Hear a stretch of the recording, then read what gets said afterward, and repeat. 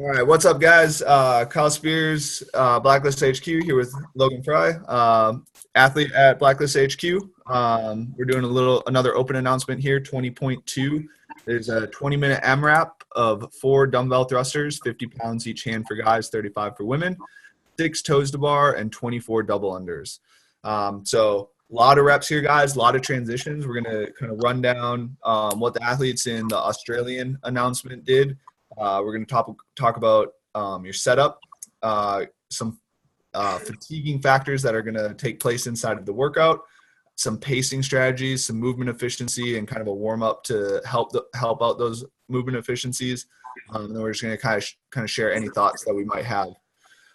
So first off, we're talking about what the athletes did inside of the workout. Setup wasn't super efficient for these guys. They could definitely cut down some time on a little bit more efficient setup, but it did allow them to get a little bit of a break and move pretty quickly. We took McLeod's times, and he went from a 39 second round roughly, probably a little closer to 40 seconds since they don't have the timers up there. And his latter rounds were getting closer to the 50-second mark. So we see a little bit of a fall off there, about 10-second fall off. Matt is not with us, but he calculated their average time to about, I think it was 47 seconds around. McLeod hit just shy of 27 rounds. So he was 26 plus some change. That'll probably be a pretty high score. I think he did pretty well on Mary at the games, if I'm not mistaken. Do you remember, Logan? Did he do? Yeah, he did really well. Yeah. Yeah. So this is a workout right up his alley. So he'll probably be pretty close to a top time on this workout. So with that in mind, though, guys, remember that this guy is probably going to put up a worldwide #1 score. So we're going to try and dial it back a little bit here. So always keep that in mind. Whatever you guys see from these broadcast events, probably scale it back a little bit for what you guys are planning to do pacing strategy wise. We'll get into that a little bit more. So this movement, Matt had pointed this out earlier, is very anterior dominant, minus a little bit of the jumping, but there is some hip flexors involved in the jumping. So we're going from hip flexion extension in the dumbbell thrusters, hip flexion extension in the toes to bar, and then our jumping pattern involves some double under as well. So big fatigue factors here are probably going to be that anterior chain, specifically the hip flexors. For bigger guys, we saw it with Con in the Australian stream, is your grip is probably going to start to fatigue. So a lighter grip on the dumbbell, and Logan will touch on that a little bit here.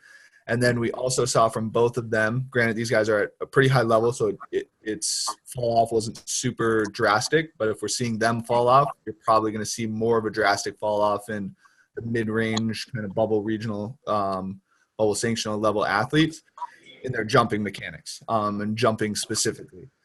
So to keep that in mind, we're going to talk about some movement efficiency tips, or Logan's going to run over that to kind of mitigate some of that fatigue. As well, the normal stuff, heart rate, breathing, making sure you guys are breathing through those work movements is definitely going to come into play. The hip flexors, as Matt pointed out earlier, you guys weren't here, but those kind of play into some diaphragm strength. So as those start to fatigue, we're going to see respiration rates start to rise. So we'll talk a little bit more about how to warm those up in our warm-up. As far as pacing goes, guys, so we stated earlier, McLeod was 47 seconds roughly around, and he was at that 26-round mark. So if you guys are looking to get 20 rounds, that's around a minute. If you guys are looking to get 15 rounds, that's a minute and 20 roughly around. And if you guys are going somewhere in that 10-round range, that's obviously 2 minutes around. So what we're recommending is, at least on your first attempt, you will probably, more than likely, as long as you guys don't tear, be able to re-attempt this one if you're going Friday, Monday. So what we're recommending for this first attempt here is pick a pace. So whether that be a movement every 15 seconds, something like a 15, 15, 30. So we have thrusters done in 15 seconds, toes to bar done in 15 seconds, and then double under done 20 rounds on the dot. And if you guys are finishing, so the thrusters will probably take right around 8 seconds. Rest until that 15-second mark. Start your toes to bar. Rest until that 30-second mark on the minute. Start your double unders. You finish before, rest until that minute mark. And so that'll give you guys kind of an idea of where you're going to want to pace. Now you guys can obviously put that chunk of time down, and maybe you're trying to go 50 seconds around. Then we'd see something a little bit more like 10, 10, 30, or 15, 15, 20, or 12, 12. What was that? 24, 26, something along those lines. So in this first attempt, guys, we would definitely recommend picking a number to stick to, or right around per movement. Those double unders are going to be a little bit longer, so picking a little bit longer number for that, and just kind of like setting your pace and getting to know your pace. After that first attempt, you guys are going to have a much better idea, so you guys can adjust the pace for your reattempt based off of that. So just some pacing strategies for you guys. There's definitely going to be a lot of different fatigue factors in this workout as well. Some people are going to have shoulders burning out, along with maybe some of these other fatigue factors that we mentioned. So it's going to be different for everybody, but this should give you guys a little bit of an idea of what to expect going into that workout. Logan, you want to run through some movement efficiency tips here? Yeah. So the number one thing that I would recommend before going into this is really, really getting into your calves and really working on a lot of ankle flexion going into this. The reason is not so much, you need to loosen up your calves and make sure the tissue is ready for all the double unders that you're going to do, but really for the bottom of the thrusters.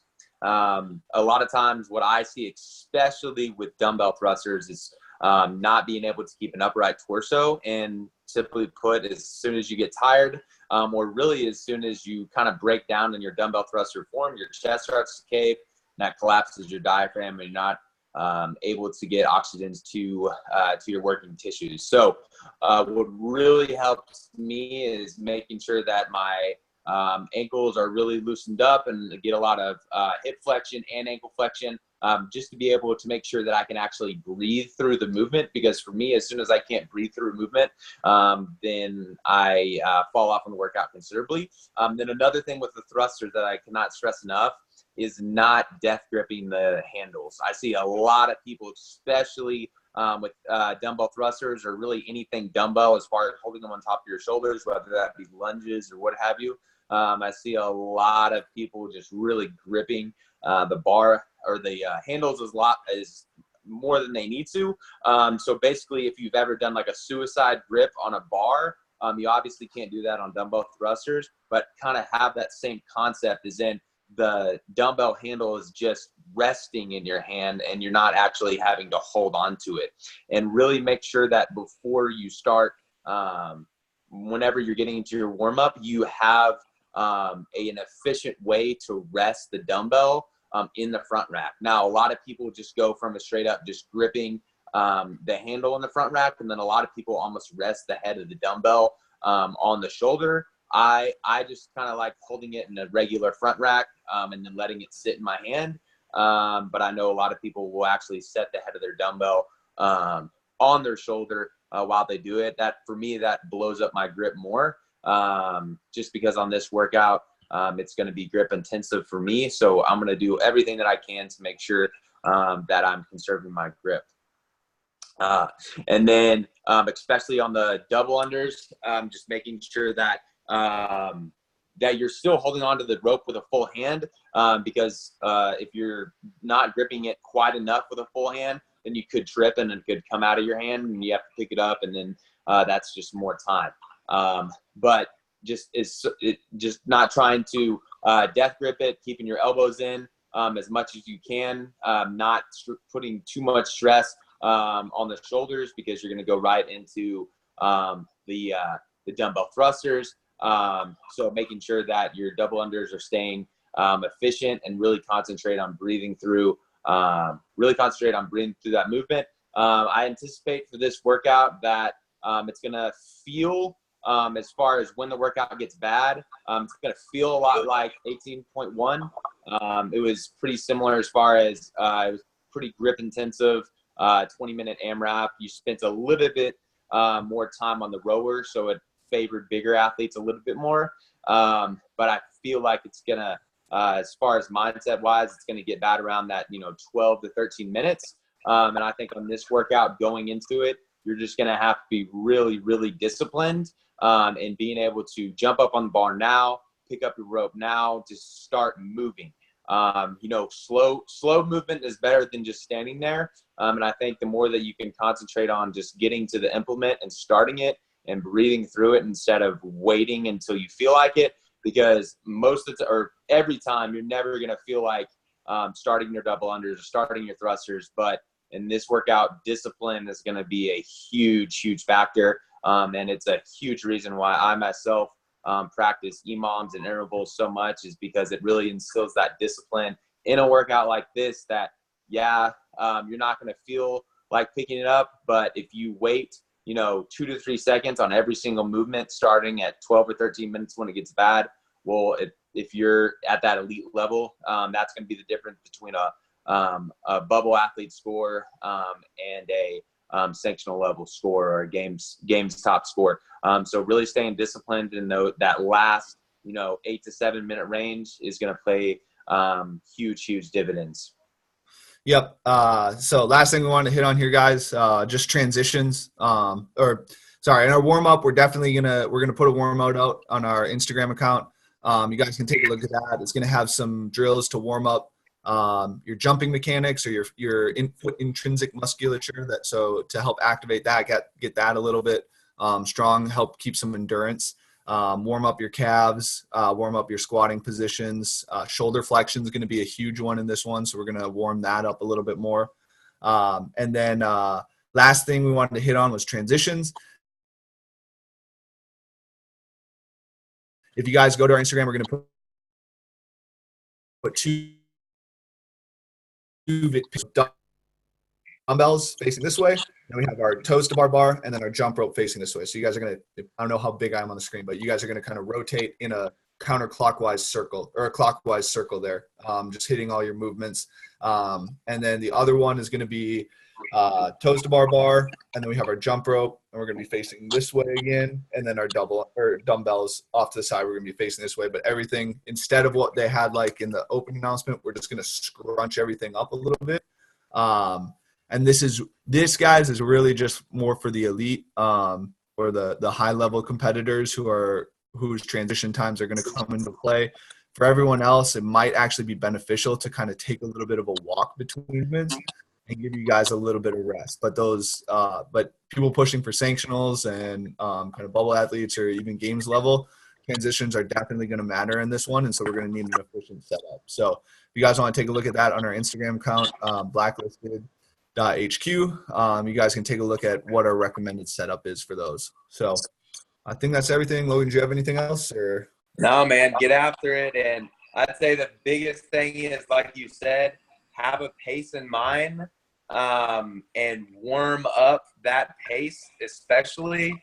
Man, I saw so many people that came out way too hot on 20.1. And I mean, it's really just knowing your body and knowing what you are capable of when you're going into it. And, trusting yourself and just being realistic, especially if you plan on redoing it. So you have a little bit more room to be conservative. But still, it's way better to start off a little bit more conservative than come out of the gate flying. So, get after it. But be smart about your pacing structure going into it. Yep. Sounds good, guys. Yep. Pace. Good luck, guys, and get after it.